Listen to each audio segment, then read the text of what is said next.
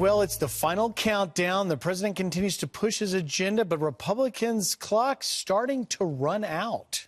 And with only 12 days left, can the GOP establishment pass tax reform or Obamacare before the end of the year? And if not, what happens next?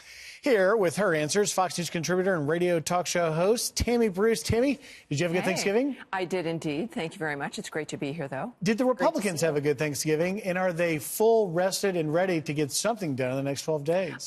They're probably resentful of the fact that something's expected of them. They'd prefer not to do anything and just, take more vacation days. This is in some ways an artificial deadline that they've set for themselves. But we've already seen signs that McConnell realizes how desperate the situation is. He got a wake-up call, primarily from Cory Gardner, the senator who's leading the efforts for the GOP. A Democrat for 2018.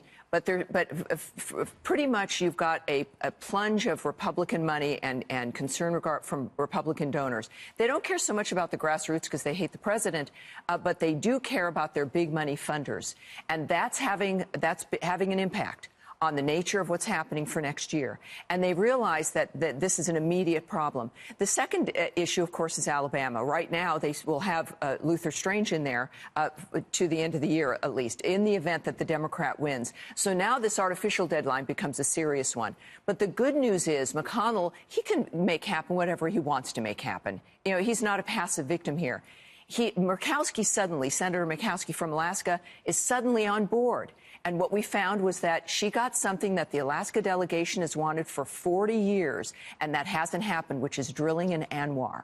They invited her in the Senate resolution for the budget to propose drilling in that area, 50-50 split with the lease revenues for Alaska, and the federal government will bring in over $1 billion for the federal government, something that she can tout for Alaska. It's huge. And that's why she's suddenly on. That's what the Senate Majority Leader can do, and he's done it. Go ahead. Well, I was going to say, you had mentioned the grassroots, and the grassroots does matter, obviously, heading into the 2018 midterm elections. Yep. Turnout matters, getting them motivated, turning out to vote. We saw in the Virginia gubernatorial race that Ralph Northam, the Democrat there, was able to turn out the Democrat base. How nervous should be Republicans of inaction on tax reform and being able to get that turnout, getting voters motivated to head to the polls? I think that the Democrats have been winning, as we've seen in the last several weeks, not because they've actually brought more people out or have the enthusiasm. The Republicans haven't had it, and they haven't brought them out. But you can only do that with money. And if the donor class is saying,